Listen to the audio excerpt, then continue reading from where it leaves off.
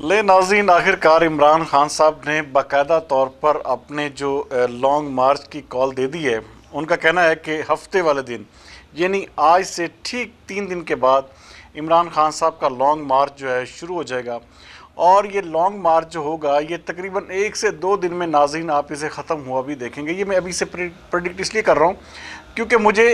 इस हवाले से काफ़ी ज़्यादा मालूमात हैं कि आगे होने क्या जा रहा है। नाज़रीन, इस वक्त इमरान खान साहब शायद इस जोन में हैं कि उनके पास ताकत बहुत ज़्यादा है और वो उस ताकत के ज़रिए पूरी की पूरी हुकूमत को, पूरे के पूरे वफाक को,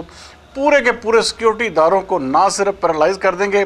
बल्कि किसी हद तक भी वो इमरान खान साहब जो है वो इस हद तक चले जाएंगे कि इमरान खान साहब जो है तमाम की तमाम हुकूमती मशीनरी पे, फ़ौज पे,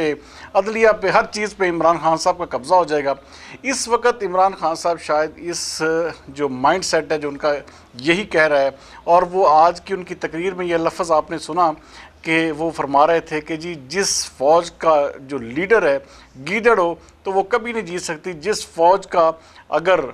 फ़ौज जो हो वो गीदड़ हो और उसका लीडर जो है शेर हो तो उसको कोई हरा नहीं सकता। न्यूट्रल जानवर और मीर जाफ़र, मीर सादक से शुरू होने वाला सफ़र इस वक्त गीदड़ के लफ्ज़ तक पहुंचा है। आगे आगे देखते हैं कि ये कहां पर जाके इमरान खान साहब की कहानी रुकती है। लेकिन नाज़रीन, जिस तरह का पैनिक इमरान खान साहब क्रिएट कर रहे हैं और जिस तरह से उन्होंने मुकम्मल तौर पर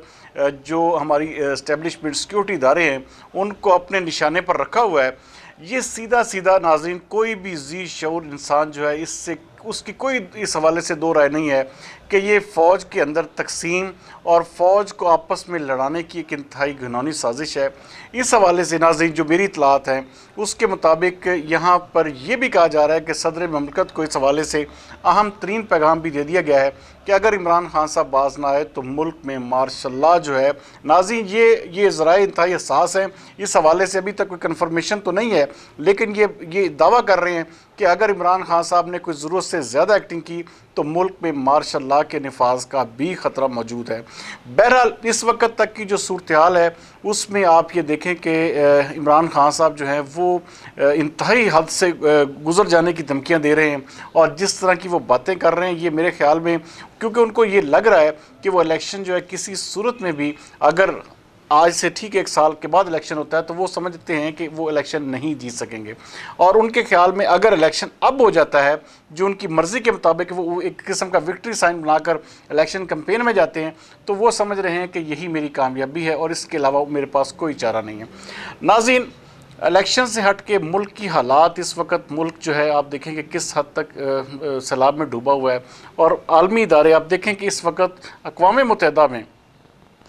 मुत्तहिदा के सेक्रेटरी जनरल, अमेरिका का प्रेसिडेंट, जबकि दूसरी जानब फ्रांस का प्रेसिडेंट जो है वो अपने मुल्क में एक आलमी कॉन्फ्रेंस बुला रहा है कि पाकिस्तान के ये जो तकरीबन कोई 70% हिस्सा पानी में डूबा, जिसमें से अभी भी 30 से 40% इलाका जो है पानी की लपेट में है और लोग जो है पानी के अंदर है इस वक्त, तो उनकी मदद करने की बजाय, उनके दुख दर्द को कम करने की बजाय इस वक्त अगर हम इलेक्शन का खेल खेलेंगे, सियासत खेलेंगे, तो ये जो लोग हैं ये लोग फिर किसी भी सूरत में उस सियासी लीडर को कतई तौर पे माफ़ नहीं करेंगे। ये देखें ये सारी तवज्जो जो है उनसे हटाकर इस वक्त इमरान खान साहब अपनी तरफ फोकस कर रहे हैं। और ये जो किसान जो एक इस वक्त एहतजाज जो है, किसानों का एक एहतजाजी काफ़िला इस्लामाबाद पहुँचा है, ये भी वाज़े तौर पर इस चीज़ की निशानी है कि इमरान खान साहब के आशीर्वाद के बाद ये लोग वहाँ पर पहुँचे हैं और क्योंकि किसी तरह से भी वो अपना मोमेंटम जो है वो बरकरार रखना चाहते हैं। इस हवाले से भी बड़ी सीरियस रिपोर्ट्स हैं। बहरहाल आने वाले दिन जो है